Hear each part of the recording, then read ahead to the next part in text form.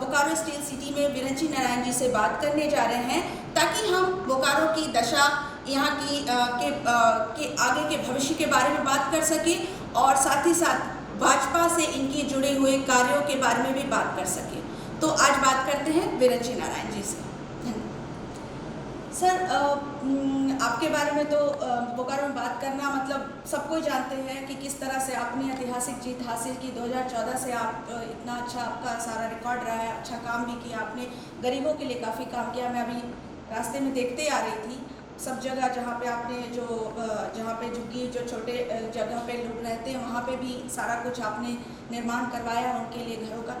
लेकिन अब मैं इसमें जानना चाहती हूँ कि अभी बोकारो के लिए जो अभी कुछ दिन पहले मैं देख रही थी कहीं पे पोस्ट कि बोकारो में बीएसएल प्रबंधन के ऊपर भी एक सवाल खड़ा हो रहा है, क्योंकि वहाँ मजदूरों का जो है मतलब बहुत ज़्यादा अभी कुछ दिन पहले ही एक मजदूर मारा गया था जिसके सर पे चोट आई थी।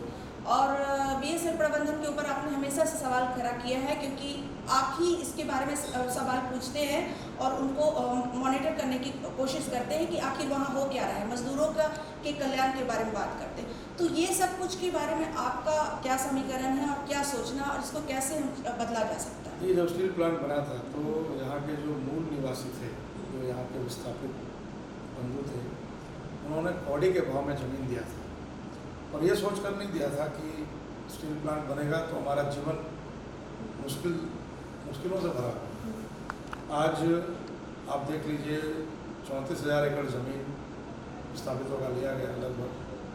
आज भी बड़ी संख्या में जो विस्थापित परिवार हैं वो उनको नौकरी नहीं मिली, पर्याप्त मुआवजा नहीं मिला, पुनर्वास नहीं मिला।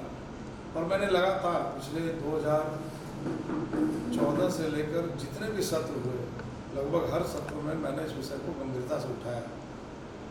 ये सही है कि भारत सरकार का उपक्रम है और जिस तरह से यहाँ के विस्थापितों को, यहाँ के मजदूरों को न्याय मिलना चाहिए, प्रबंधन कहीं ना कहीं कोताही बरतता है। 4-5 दिन पहले की बात है, एक मजदूर की मौत हो गई। प्रबंधन ने सीधा सीधा कह दिया कि लू लगने से मौत हुई। और पोस्टमार्टम रिपोर्ट आया है और मुझे जानकारी मिली है कि उसके सिर पे चोट आई थी। तो जब पोस्टमार्टम जब 3 दिनों तक शव पड़ा रहा, उसके माथे में चोट के निशान थे, ब्लड के निशान थे। मैंने खुद तस्वीर में देखी। मैंने डीसी बोकारो से बात किया और डीसी साहब से कहा कि आप इसका पोस्टमार्टम करा दीजिए और अगर पोस्टमार्टम में लगता है कि इसको मुआवजा मिलना चाहिए, इसको नौकरी मिलनी चाहिए रिपोर्ट के आधार पर, तो आप इनको न्याय दिलाइए। मैं बोकारो के डीसी साहब का धन्यवाद करता हूँ कि उन्होंने मेरी बात को मान के और पोस्टमार्टम कराया। और जो रिपोर्ट्स आए हैं वो रिपोर्ट्स पर बता रहे हैं कि इनकी जो मौत हुई वो सीवियर हेड इंजरी से हुई। तो अब प्रबंधन आखिर चाहता क्या है? आखिर वो गरीब मजदूर वो दुनिया से चला गया, 40 साल का नौजवान था, उसकी विधवा 34-35 साल की है, छोटे छोटे 2 बच्चे हैं। तो प्रबंधन का जो चेहरा है वो मानवीय होना चाहिए, न कि क्रूर होना चाहिए। और मैं इस विषय पर मुखर हूँ और लगातार मुखर हूँ। तो बोकारो स्टील प्लांट में ऐसे जो इंसिडेंट्स है ये बार बार हो रहे हैं, तो इसके लिए मतलब इसके लिए जिम्मेवार, क्योंकि बार बार ये ऐसा होना, एक बार तो ये होता नहीं है और बार बार ऐसा क्यों हो रहा है? देखिए क्या कि आप इस बात को समझिए, प्लांट बने हुए लगभग 60 साल हो गए और इन 60 साल से ज़्यादा हो गए, 60 साल से लगभग 60 साल से ज़्यादा हो गए या 60 साल के आसपास। इन 60 सालों में जिस स्तर से, जिस तरह से मॉडर्नाइजेशन होना चाहिए उस स्तर से नहीं हो पाया। प्लांट जिस तकनीक से बना था वो आउटडेटेड हो गया। अब नए सिरे से आपको काम करने की ज़रूरत है। नए जो सेल के चेयरमैन बने हैं यहीं से बोकारो से गए हैं, बोकारो की स्थितियों से अवेयर भी हैं। मेरी उनसे कई राउंड बात भी हुई है। सेल चेयरमैन बनने के बाद भी मेरी एक बार बात हुई है फ़ोन पे। दिल्ली जाऊंगा तो मिलकर भी बात करूंगा। तो मुझे पूरा विश्वास है कि सेल चेयरमैन जो अमरेंदु प्रकाश जी हैं इस विषय की गंभीरता को समझते हैं, निश्चित रूप से उस पर ध्यान देंगे ताकि प्लांट बचे और यहाँ के लोग बचें। सर, बोकारो और मज़दूरों की बात हो रही है तो हम इस सिलसिले में बात करना चाहेंगे धनकरी की। धनकरी में भी मैं गई थी, जब वहाँ पे 2-3 महीने पहले मैं गई थी गांव में सारा वो लोग जो धरना पे बैठे हुए थे, तो उनका जो कहना है, उनका जो पॉइंट है, मैं सिर्फ आपसे ये जानना चाहती हूँ कि कहाँ तक, क्योंकि उनकी तरफ की स्टोरी मैंने सुन ली है, लेकिन मैं शासन की और आपकी स्टोरी देखिए मेरा अपना साफ मानना है कि जो धनगढ़ी की का जो मामला है, अगर कोई विकास का काम हो रहा है तो विकास में विस्थापित कभी बाधक नहीं बने। अगर जो यहाँ के विस्थापित हैं अगर विकास में बाधक बनते तो स्टील प्लांट बनता ही नहीं। अगर यहाँ के विस्थापित, अगर इनके पूर्वज अगर बाधक बनते तो इतना बड़ा शहर नहीं बसता। तो जो धनगढ़ी का मामला है, वहाँ पे रेलवे ट्रैक बिछाया जा रहा था और रेलवे ट्रैक बिछाया जा रहा था और प्रशासन का कहना था, प्रबंधन का कहना था कि ये ज़मीन विस्थापितों ने हमें दे दी है, मैं इसका उपयोग कर रहा हूँ। तो मेरा अपना मानना है कि जो विस्थापित परिवार के लोग हैं, जो जहाँ रह रहे हैं, उनको वहाँ से हटाने का किसी को अधिकार नहीं है, नहीं हटाना चाहिए। लेकिन अगर विकास के काम हो रहे हैं तो उसमें भी बाधक नहीं बनना चाहिए। हाँ, उन्होंने ये कहा कि बिना नोटिफिकेशन के हमारे घरों को बुलडोज, ये तो प्रशासन को देखना है, ये काम प्रशासन का है, प्रशासन को देखना चाहिए। तो इस बारे में आप मतलब चेष्टा की आपने? क्योंकि नहीं, मैं इस विषय पे प्रशासन को देखना चाहिए, अच्छा रहेगा। आप सवाल प्रशासन से करिए। और सर, अब जैसा कि हम बात कर रहे हैं, अभी हमारे माननीय प्रधानमंत्री मोदी जी ने दौरा किया अमेरिका में, और वहाँ पे भी भाजपा का प्रचार प्रसार इतने मतलब बड़े स्तर पर है। तो आप भाजपा के लिए, भाजपा की स्थिति को बोकारो में भाजपा की स्थिति को और ज़्यादा प्रखर करने के लिए ऐसे माहौल में, ऐसे समीकरण में क्या आपका मतलब जो नेक्स्ट स्टेप है, नया दूसरा कदम है, अगला कदम है, वो क्या करना चाहते हैं ऐसा जिसमें भाजपा की स्थिति और प्रखर हो? देखिए, हम सौभाग्यशाली हैं कि उस पीढ़ी में जन्म लिए हैं जब हमारे नेता नरेंद्र भाई मोदी हैं, और मोदी जी की जो सोच है वो विकासात्मक है। उन्होंने अपने जीवन का क्षण क्षण और शरीर का कण कण भारत माता को समर्पित किया है। आज कोई घोर विरोधी क्यों ना हो भारतीय जनता पार्टी की विचारधारा का, लेकिन वो अंतः मन से स्वीकार करता है कि मोदी जो भी कर रहे हैं इस देश के लिए कर रहे हैं। और विधानसभा चुनाव में हो सकता है कि वो भाजपा को वोट ना दे, लेकिन लोकसभा चुनाव में वो जाता और सीधा मोदी जी को वोट मार के चला आता है। और ऐसे कई उदाहरण हमारे सामने हैं। मैं जानता हूँ उनको कि वो बीजेपी में नहीं है, विधानसभा चुनाव में मेरा विरोध करते हैं, लेकिन लोकसभा में PN सिंह जी को वोट दे देते हैं मोदी जी के चलते। जहाँ तक भारतीय जनता पार्टी और बोकारो का सवाल है, 2014 के दिसंबर में मैं विधायक बना और मैंने उसी समय एक ब्लूप्रिंट तैयार किया कि बोकारो को चाहिए क्या। मैंने 2015 में यहाँ के बुद्धिजीवियों को बुलाया, बैठ के उनसे बात किया कि शहर को क्या चाहिए। शहर को एक एयरपोर्ट की ज़रूरत थी, मैं लगा रहा लगातार, आज एयरपोर्ट बनकर तैयार है और मुझे पूरा विश्वास है कि दुर्गा पूजा दीपावली के आसपास ये एयरपोर्ट यहाँ से शुरू हो जाएगा। विकास के काम में समय लगते हैं, कई विघ्न बाधाएं उत्पन्न होती हैं, लेकिन रास्ते निकलते जाते हैं। हमारे दुर्भाग्य से झारखंड में हमारी सरकार 3.5 साल पहले चली गई, अगर सरकार नहीं जाती तो अब तक एयरपोर्ट शुरू हो गया रहता। मैंने तय किया कि एक बड़ा अस्पताल यहाँ BGH के भरोसे बोकारो के लोगों को हम छोड़ नहीं सकते, तो मैंने तय किया कि एक बड़ा अस्पताल लाना है। आज लोहांचल में आप जाकर देखिए, एक 3 लाख स्क्वायर फीट लगभग बना है और 400 बेड का अस्पताल 16 फरवरी को टेंटेटिव डेट रखा गया है आने वाले 7-8 महीने में, जिसमें कैंसर, हार्ट, किडनी आदि की असाध्य बीमारियों की इलाज भी वहाँ सुविधाजनक तरीके से होगी। तो वो भी बनकर लगभग तैयार है। एक मेडिकल कॉलेज यहाँ के लोगों का सपना था, मैं लगातार लगा हूँ। अभी 1 सप्ताह पहले उसका प्रेजेंटेशन भी हुआ है और कल भी मैंने उस कंपनी, एक दिल्ली की कंपनी है, उसके कंसल्टेंट के जो इंचार्ज हैं उनसे बात किया मैंने। उन्होंने कहा है कि 6 तारीख को हम लोग डेवलपमेंट कमिश्नर को देने जा रहे हैं सुधार करके। मैं उम्मीद करता हूँ कि मुख्यमंत्री जी देख करके उसको फाइनल करेंगे। एक बार मुख्यमंत्री जी फाइनल कर देंगे तो टेक्निकल सैंक्शन के लिए जाएगा, फिर कैबिनेट में आएगा और टेंडर की प्रक्रिया प्रारंभ हो जाएगी। तो मैं लगा हूँ कि बोकारो में उसका मेडिकल कॉलेज भी हो, ताकि मैं जानता हूँ कि 100 सीट की पढ़ाई होगी और 500 बेड का अस्पताल बनेगा, तो सारे मेधावी बच्चे बोकारो के वहाँ नहीं पढ़ सकते हैं। लेकिन जो मेधावी बच्चे होंगे, हो सकता है उसमें 2, 4, 5 बच्चे यहाँ पढ़ें, लेकिन उनको प्रेरणा मिल सकती है कि एक मेडिकल कॉलेज यहाँ है तो मैं भी इसमें पढ़ सकता हूँ क्या। तो उनको एक प्रेरणा मिलेगी, एक अच्छा वायुमंडल बनेगा। यहाँ कनेक्टिविटी का प्रॉब्लम था, मैंने 1 दर्जन से ज़्यादा बड़े बड़े पुल बनवाए। 40 लोग बोकारो के लोग जाना नहीं चाहते थे, 40 से बोकारो लोग आना नहीं चाहते थे। आज जाकर देखिए, पिछले लगभग मुझे उस पुल को बनाए हुए 7 साल से ज़्यादा हो गए, और लगभग 7 साल में 50 वाला ब्रिज, और 7 साल में 7 मिनट के लिए भी गरगा पुल जाम नहीं हुआ है।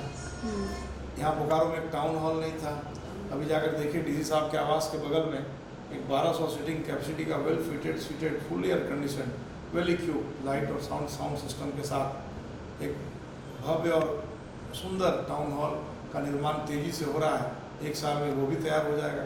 अब कोई सेमिनार करना चाहें, कोई अगर बोकारो के लोग, कोई हमारे कला प्रेमी कोई कला का प्रदर्शन करना चाहें, कोई संगीत प्रेमी कोई कार्यक्रम करना चाहें, तो बोकारो के जो कलाकार हैं उनको भी एक अवसर मिलेगा, एक मंच मिलेगा, एक प्लेटफॉर्म मिलेगा। कई काम बोकारो में हो रहे हैं जो जिससे हमारी पार्टी आगे बढ़ेगी। पार्टी मुझे टिकट दे ना दे कोई फर्क नहीं पड़ता है। मैं भारतीय जनता पार्टी का कार्यकर्ता कल भी था, आज भी हूँ, कल भी रहूँगा। इतना कर देना चाहता हूँ कि मेरे जगह किसी को भी चुनाव पार्टी लड़ाए तो ये सीट भारतीय जनता पार्टी जीते। कुछ काम अभी होने बाकी हैं, ये जो मैं आपके ध्यान में दिलाना चाहता हूँ आपके माध्यम से आपके दर्शकों को, कि आप पर्यावरण के क्षेत्र में काम करती हैं, और बोकारो में यूँ तो हरियाली बहुत है लेकिन पर्याप्त नहीं है। हरियाली भी हो रहा है और प्रबंधन के द्वारा पर्यावरण का बलात्कार भी हो रहा है। और मैं डंके की चोट पर कहता हूँ कि बीएसएल प्रबंधन यहाँ के पर्यावरण के साथ खिलवाड़ कर रहा है, बलात्कार करने का काम कर रहा है। आप जब सेक्टर 5 से 11 की ओर जाएंगी तो बाएं तरफ आप जाकर देखिए, शाम को आपको एक पूरा शहर का कचरा आपको वहाँ मिलेगा, और वो लोग रात में जाके रात के अंधेरे में उनके लोग आग लगा देते हैं। 60 साल हो गए, एक कचरा निस्तारण प्लांट नहीं लगा पाया बीएसएल प्रबंधन। और मैंने विधानसभा में क्वेश्चन भी किया, लगातार दबाव बनाया, तो अभी बीएसएल प्रबंधन ने तय किया है, एक एक्सप्रेशन ऑफ इंटरेस्ट निकाला है कि ये लोग एक यहाँ कचरा निस्तारण प्लांट एक लगाने जा रहे हैं, ताकि बोकारो में जो सेक्टर 5, सेक्टर 8, सेक्टर 9, सेक्टर 11 में लोगों का जीना मुश्किल हो गया है, और प्रत्यक्ष और परोक्ष रूप से उसका असर पूरे शहर में पड़ रहा है। तो अगर एक बार कचरा निस्तारण प्लांट स्टील प्रबंधन ने लगा दिया, सेल प्रबंधन ने लगा दिया, तो मैं समझता हूँ कि बोकारो का जो पर्यावरण है वो निश्चित रूप से ठीक हो जाएगा। तो बोकारो में जो मतलब उसके लिए आपने कुछ आपके पास आपके टीम ने या आपके किसी प्रबंधन जो टीम है, डिपार्टमेंट है, उसने कोई मॉडल तैयार किया? उन लोगों ने किया है। मैं पहले चाहता था कि चास नगर निगम और बीएसएल प्रबंधन दोनों का जॉइंट वेंचर हो जाए। चास में ज़मीन थी, बोकारो के पास ज़मीन थी, और चास में 20 करोड़ रुपया नगर निगम के लोगों के पास था, जिसमें वो लोग भी कचरा निस्तारण प्लांट लगाना चाहते हैं। लेकिन संकट ये है कि ज़मीन बीएसएल देने के लिए तैयार है, लेकिन 20 करोड़ से कुछ होगा नहीं। 20 करोड़ से सिर्फ चास नगर निगम का कचरा प्लांट लग सकता है। अगर बोकारो को टैग करेंगे तो प्लांट की लागत कम से कम, दोनों को ज्वाइन करेंगे तो वो लागत कम से कम 70-75 करोड़ की हो जाएगी, तो वो संभव नहीं हो पा रहा था। तो अब मैं चाहता हूँ कि चास अपना अलग प्लांट लगाए, बोकारो अपना अलग प्लांट लगाए, ताकि चास का भी प्रदूषण ठीक हो और बोकारो का भी प्रदूषण ठीक हो। और यहाँ की नदियों की दशा के बारे में हम बात करें तो सर, नदियों में काफ़ी कूड़ा और काफ़ी जो इंडस्ट्री है, जो आसपास की इंडस्ट्री, उसका जो गंदा पानी है सब जाता है और सफाई नहीं हो पाती है। जलकुंभी से भरा हुआ है सारी नदियाँ जलकुंभी से भरी हुई है, सारे तालाब जो है जलकुंभी से भरे हुए हैं। देखिए बोकारो शहर में तो सिर्फ एक ही नदी है, गरगा, और सटा हुआ दामोदर है। गरगा नदी है, दामोदर नद है, और हम सब जानते हैं कि जो गरगा नदी है वो बहुत ही प्रदूषित है। उसका कारण यह है कि चास का प्राय नाला गरगा नदी में गिर रहा है। तो कुछ तो हम भी दोषी हैं इसके लिए, आम जनता भी दोषी है, जिसने अपने जीवनदायिनी को, नदी रहेगी तो वाटर टेबल चार्ज रहेगा, नदी सूख जाएगी, नदी प्रदूषित हो जाएगी तो हमें हमारा भूगर्भ जो जल स्तर है वो नीचे चला जाएगा, ख़त्म हो जाएगा। तो हमारा एक प्रयास है कि जगह जगह सॉकपिट बने। अब कहीं सॉकपिट बनता है, कहीं अगर हम लोग एसटीपी बनाते हैं, प्रयास करते हैं, तो वहाँ के लोग विरोध करते हैं। अब नगर निगम ने एक बार टेंडर किया कि बोकारो चास में नगर निगम क्षेत्र में 6 स्थानों पे एसटीपी लगानी है। अब जहाँ भी एसटीपी की बात चलती है, अगल बगल के लोग कहते हैं कि अब इसका पूरा बदबू हमारे तरफ आएगा, फैलेगा। अब बहुत सारी बातें हैं, हमारी एक योजना ज़रूर है कि गरगा नदी को प्रदूषित करने के लिए एक तो जो गरगा नदी का जो उद्गम स्थल है ये कसमार के पास, तो वहाँ से गरगा डैम तक तो प्रायः स्थिति अच्छी है, लेकिन प्रदूषण का मामला जैसे ही डैम से पानी निकल के सीवंडी पहुँचता है, मखदूमपुर सीवंडी, वहाँ से जो प्रदूषण का शुरू होता है वो दामोदर में गिरते गिरते कहानी इसकी ख़त्म हो जाती है।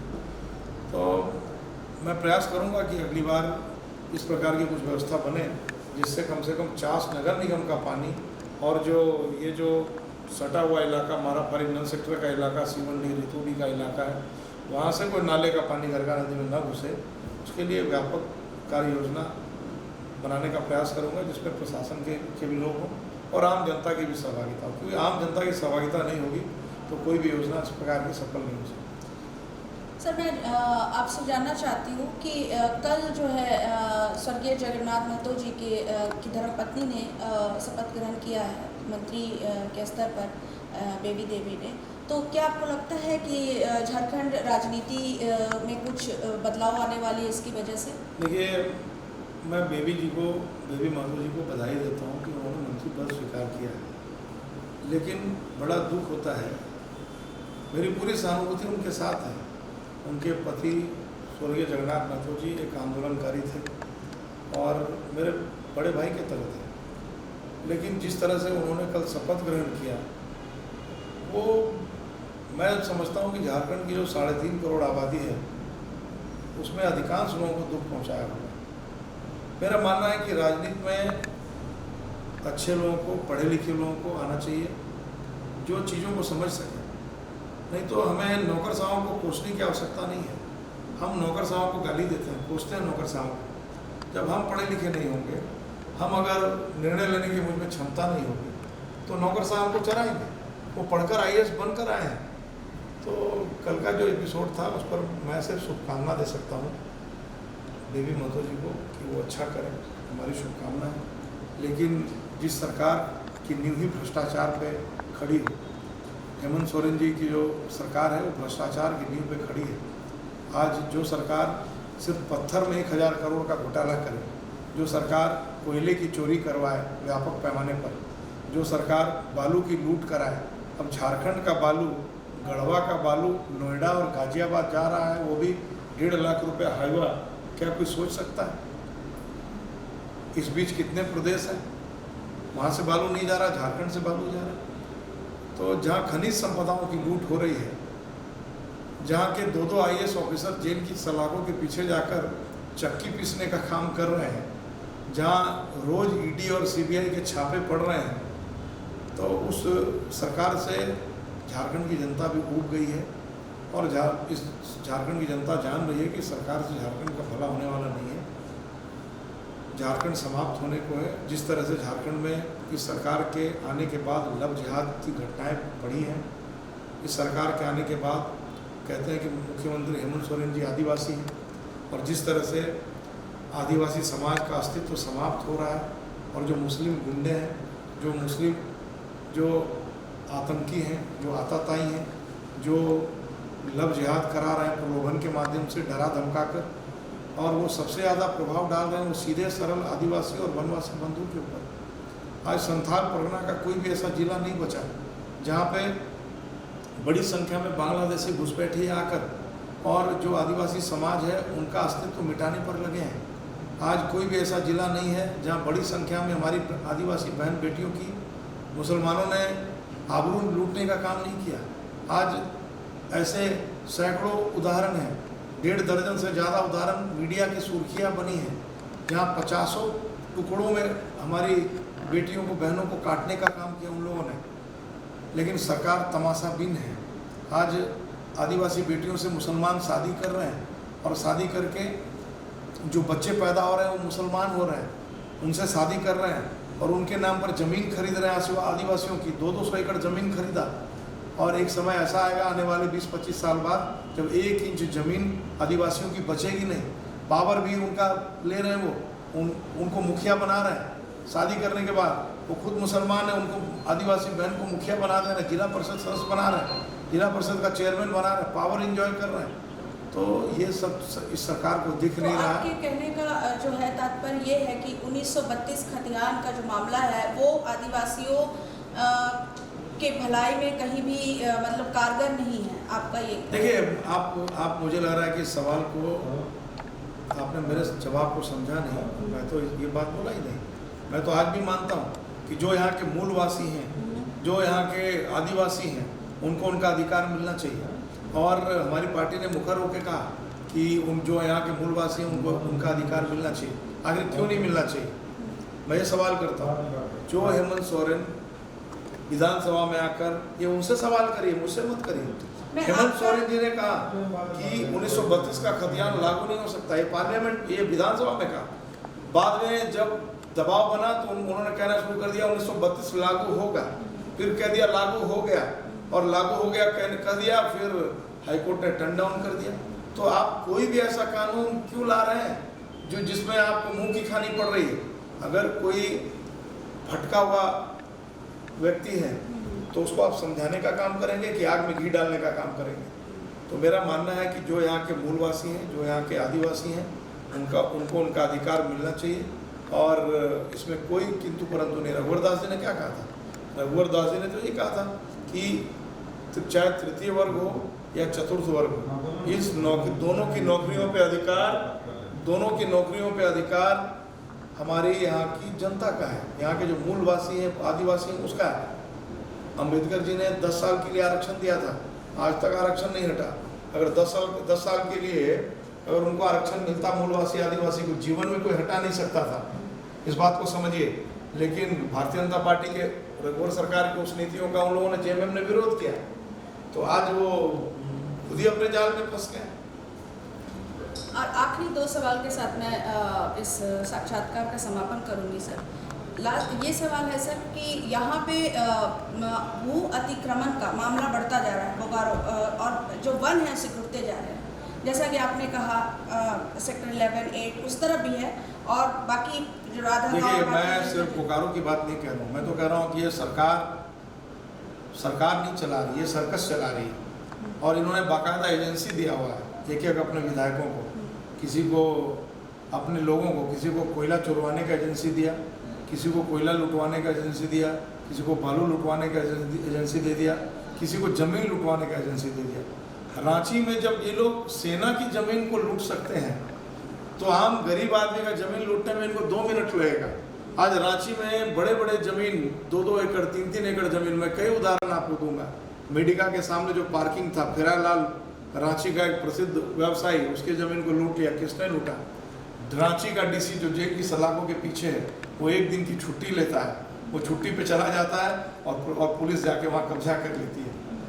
आप रिवर्स व्यू होटल के बगल में नया बाउंड्री जाके देख लीजिए। ऐसे 2 दर्जन से ज़्यादा बड़ी बड़ी प्लॉटों को लूटने का काम किया। और ये सरकार की सारी पे सारी चीज़ें हो रही है। बोकारो नहीं, पूरे राज्य में झारखंड की जो सरकार है वो ज़मीन लुटवाने का काम कर रही है। इसलिए जब कहते हैं कि जब हर साख पे उल्लू बैठा हो, अंजाम गुलिस्ता क्या होगा, जब बर्बाद गुलिस्ता करने को सिर्फ एक ही उल्लू काफ़ी है। तो बचाइए सरकार को, इस सरकार से झारखंड की जनता को, हेमंत सोरेन से बचने की जरूरत है झारखंड की जनता को।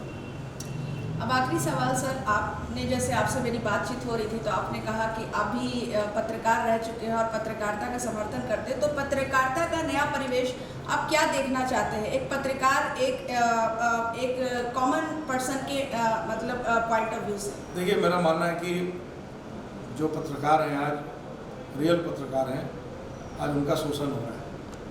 और ये शोषण मैं जानता हूँ, जो चला रहा हूँ, आपका चैनल शायद ना चलाए, लेकिन मैं मुखर होकर बोल रहा हूँ कि आज शोषितों, वंचितों, पीड़ितों की आवाज़ बुलंद करने वाले लोग आज बेचारे खुद ही शोषित, वंचित और पीड़ित हैं। क्या उनका परिवार नहीं? आज हम आरोप लगाते हैं कि अरे अमुक परिवार तो खाली विज्ञापन मांगने के लिए मेरे पास आता है, अरे अमुक तो आके होली दिवाली दशहरा में मेरे पास आता है। वो करे तो करे क्या? उसके भी परिवार हैं, उसके भी बच्चे हैं। तो उनके जो प्रबंधन के लोग हैं उनको सोचना चाहिए। साथ ही ये पत्रकारिता का एक पक्ष है, और दूसरा पक्ष ये है कि आज पीत पत्रकारिता बढ़ी है, जो येलो जर्नलिज्म है वो बढ़ा है। आज की पत्रकारिता आज़ादी, देश की आज़ादी कि पहले वाली पत्रकारिता नहीं है, जब पत्रकारिता मिशन हुआ करता था। देश की आज़ादी के बाद धीरे धीरे करके पत्रकारिता मिशन से प्रोफेशन हो गया और आज तो पूरी तरह धंधा बन गया है। इसलिए मेरा मानना है कि जिस प्रकार की पत्रकारिता आज हो रही है, मेरा पत्रकार मित्रों से भी और ख़ासकर जो प्रबंधन है और उनके जो मालिक हैं, चाहे इलेक्ट्रॉनिक मीडिया के लोग हों या प्रिंट मीडिया के लोग हों, उनके मालिक से, क्योंकि मुझे पता है कि आज आप पत्रकार नहीं हैं, आपके संपादक भी पत्रकार नहीं हैं। आज रियल पत्रकार जो है वो मालिक है। जिस दिन अखबार के मालिक को पता चल जाए कि मुझे ये खबर छापने से ज़्यादा मुनाफा साबुन के रैपर छापने में होगा, वो अखबार छापना बंद कर देगा, वो साबुन का रैपर छापेगा। तो आज रियल पत्रकार तो वही है। जिस दिन पत्रकार मालिक को लग जाएगा कि मेरे नीति के विरोध इस संपादक ने खबर चला दी, छाप दी, इसने खबर चला दी, दूसरे दिन उसकी छुट्टी हो जाएगी। इसलिए इस पर ज़्यादा मत बुलवाइए। मेरी आपको बहुत शुभकामना है कि जो पत्रकारिता कभी मिशन हुआ करता था, वो पत्रकारिता मिशन ही रहे, ना प्रोफेशन बने ना धंधा बने। तो श्रीमान विरंची नारायण जी से बात करके हमें बहुत ही कुछ बोकारो स्टील सिटी के बारे में जानने को मिला। ऐसी बातें जानने को मिली जो अखबारों में नहीं छपती। और श्रीमान विरंची नारायण खुद एक पत्रकार रह चुके हैं और उसी पॉइंट ऑफ व्यू से इन्होंने इतनी अच्छी बातें कही, इतना मुखर होकर कहा, तो ये एक अपने आप में एक मतलब सराहनीय बात है और उत्साहवर्धक है कि हमारे बीच हमारे जो एमएलए हैं, हमारे जो विधायक हैं, वो इतने उत्साहवर्धक है कि वो मुखर होकर पत्रकारिता के बारे में भी बात करते हैं और पर्यावरण के बारे में भी बात करते हैं, नदियों के मॉडल के बारे में सोच रहे हैं। तो इससे अच्छी बात क्या है। तो मुझे लगता है कि बोकारो स्टील सिटी में भाजपा का जो भविष्य है वो उज्जवल है विरंची नारायण जी के साथ। और हम मिलते रहेंगे। मेरा नाम है वर्षा श्रीवास्तव। बने रहे feelingblanks.org। धन्यवाद।